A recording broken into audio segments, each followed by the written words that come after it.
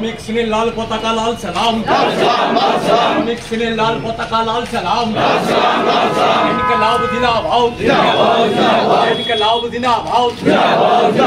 ভারতবর্ষের বুকে শ্রমিক শ্রেণীর লাল পতাকা উঠছেই উঠবে, শ্রমিক শ্রেণীর লাল পতাকা লাল সালাম, ২৬তম পার্টি কংগ্রেস লাল সালাম, ইনকলাব জিন্দাবাদ, ইনকলাব জিন্দাবাদ।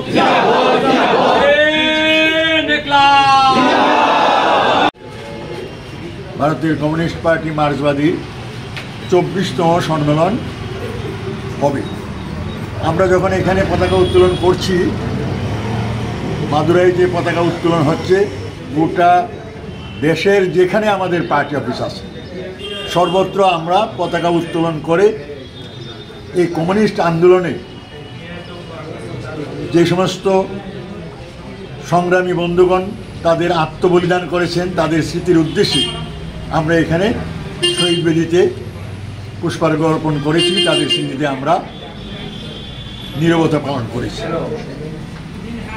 আমাদের এই কংগ্রেসে রাজনৈতিক প্রস্তাব নিয়ে আলোচনা হবে, যেই প্রস্তাব খসড়া আকারে আমাদের মধ্যে ইতিমধ্যেই আমরা পেয়েছি।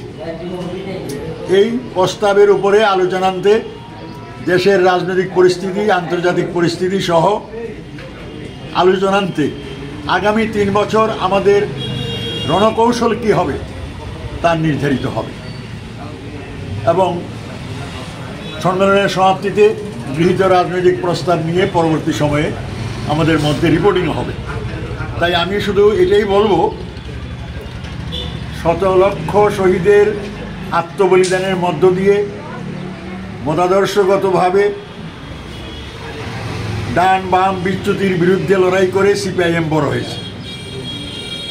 আজকে তার উপর কঠিন দায়িত্ব, এই যে সাম্প্রদায়িক কর্পোরেট আঁতাত আমাদের দেশে চালাচ্ছে, এদের কাছ থেকে মানুষের মুক্তি কিভাবে ঘটবে তার কৌশল নেবে। ইতিমধ্যেই বলা হয়েছে বিরোধীদের ব্যাপক ঐক্য গড়ে তুলতে হবে এবং আমাদের পার্টির নিজস্ব শক্তি বাড়িয়ে আমাদের গণভিত্তিকে শক্তিশালী করতে হবে।